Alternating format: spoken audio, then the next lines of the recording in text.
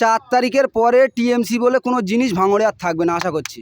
আগামীকাল আইএসএফের জনসভা পলিরহাট অঞ্চলে, ওখানকার আইএসএফ নেতার মুখ থেকে শুনে নেব কি বলেছেন। আগামীকাল আমাদের এখানে একটা জনসভা আছে, সেই উদ্দেশ্যে নিয়ে স্টেজ করা হচ্ছে। তার ভাঙড়ে আইএসএফ আছে কি না আছে, শওকত মোল্লা নিজে কালকে ওকে ইনভাইট করছি, উনি এসে দেখতে পারেন।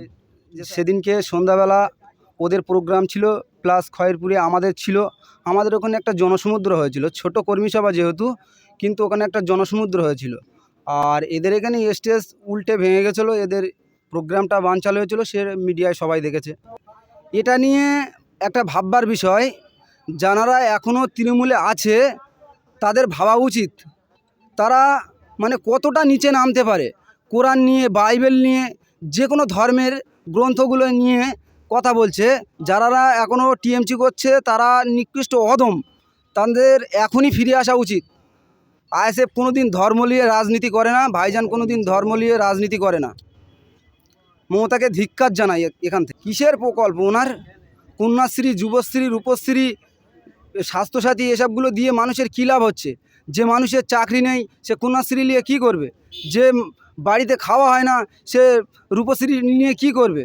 ভাবতে পারেন কন্যাশ্রী, রূপশ্রী কী হবে? এখন বেকার যুবক বেড়ে গেছে, এখানে চাকরি দরকার, ভালো শাস্ত্র নেই, কোনো ভালো স্কুল নেই, এইগুলো দরকার। উন্নয়ন না করে তুমি কন্যাশ্রী, রূপশ্রী, যুবশ্রী নিয়ে বসে থাকলে হবে? মানুষ বুঝে গেছে, সেই জন্য আইএসএফের ছায়াতলে আসছে।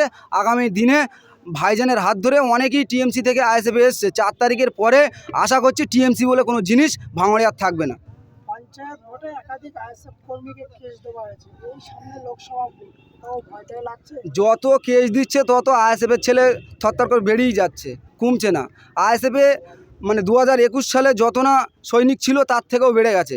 যত কেস দেবে, যত মারবে, আমাদের আইএসএফের মানে ডেভেলপমেন্ট হবে, উন্নতিই হবে, ক্ষতি কোনো দিন হবে না। তৃণমূল কংগ্রেসের নেতারা ভোটের আগে বাড়িতে বাড়িতে গিয়ে বলছে যে ভোট এবারে দিতে যাবে না, কি বলবেন? ওসব হুমকি ধুমকি অন্য জায়গায় দেখাতে বলবেন, ভাঙড়ে এসে দেখাতে বলবেন না। ওসব হুমকি ধুমকির ভয় ভাঙড়ের ছেলেরা কোনো দিন করেনি। এরা গাঁটির টাকা খরচা করে রাজনীতি করতে এসছে, ভয়ে পালানোর জন্য রাজনীতি করতে আসেনি। ওসব ভয় অন্য জায়গায় দেখাবে, তাহলে লড়াই চলবে, লড়াই জারি থাকবে। যতই শওকত মোল্লা কেন, শওকত মোল্লা তো দূরের কথা, এখানে স্বয়ং অভিষেক বন্দ্যোপাধ্যায় যদি দায়িত্ব নেয়, আমি তো বলবো 2026-এ তৃণমূলকে এখান থেকে সাফ করে দেবো। আমাদের ভাইজান দাঁড়াবে, আর ওই অভিষেক যদি দায়িত্ব নেয় তবু কোনো ঠেক খাবে না, এখান থেকে তৃণমূল সাফ হয়ে যাবে। কালকের আপনাদের সময় তার পাল্টা অভিষেক ব্যানার্জি আসছেন, কি বলবেন?